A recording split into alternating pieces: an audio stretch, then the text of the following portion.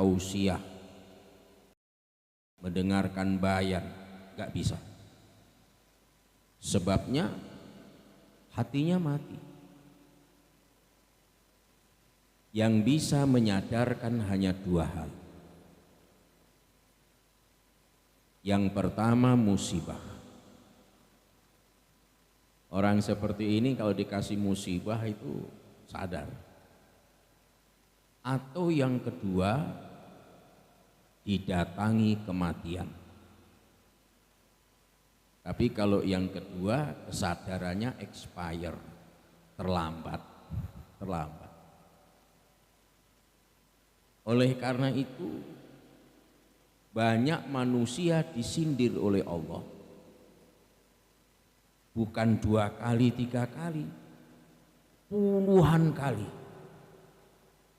Tapi tetap banyak manusia tidak tersindir. Makanya ada ayat, innal insana li rabbihi lakanud.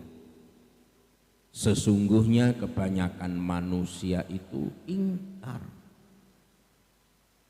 Banyak manusia, tapi kebanyakannya ingkar. Diberi kekayaan yang berlimpah ruah.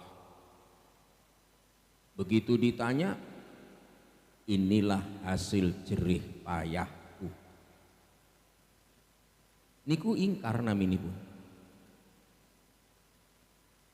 Ketika sakit, merengek minta disembuhkan. Ketika sembuh, dikatakan obat herbal memang hebat. Niku namanya nopo? Ingkar. Mestinya diucapkan alhamdulillah, saya minum bodrek sembuh. Berarti tidak meninggalkan Allah Subhanahu wa ta'ala.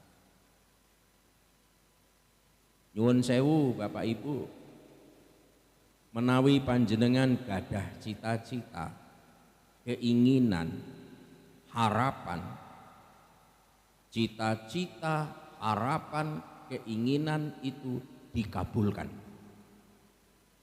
Pertanyaannya, apa yang harus kita lakukan? Ayo. Apa yang harus dilakukan? Ketoke ngantuk kabeh. Sinyalnya sudah lowbat.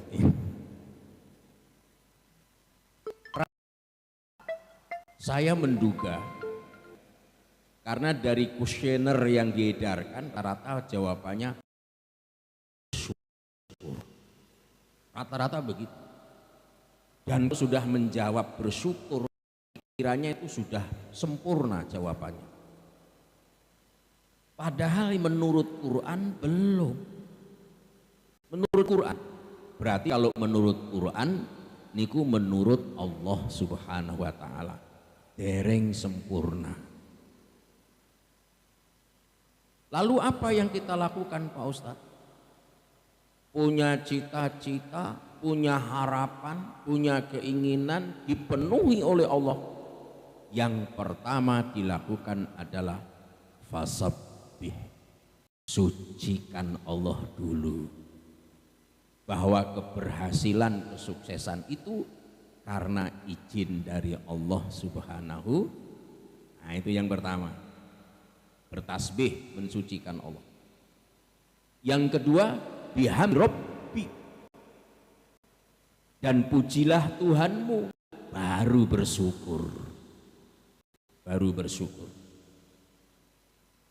Yang ketiga, wastaghfirhu, dan tetaplah beristighfar, memohon. Itu gara-garanya Rasul itu punya cita-cita, punya keinginan. Keinginannya apa? Idza jaa nasrullahi wal, jika telah datang pertolongan Allah. Pertolongannya dalam bentuk apa?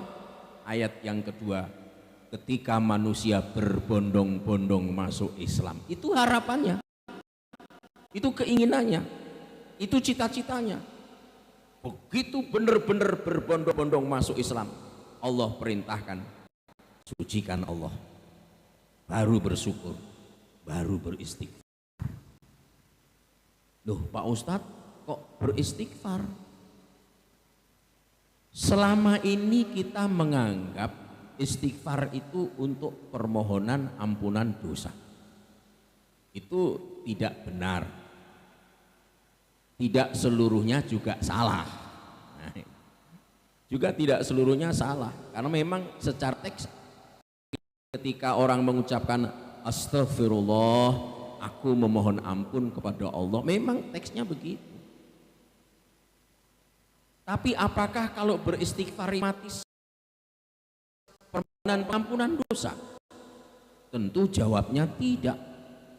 Rasulullah Muhammad Shallallahu Alaihi Wasallam tidak pernah berdosa, tapi istighfarnya 70 kali, di hadis yang lain 100 kali. Kenapa beristighfar? Bukan karena dosanya, karena beliau merasa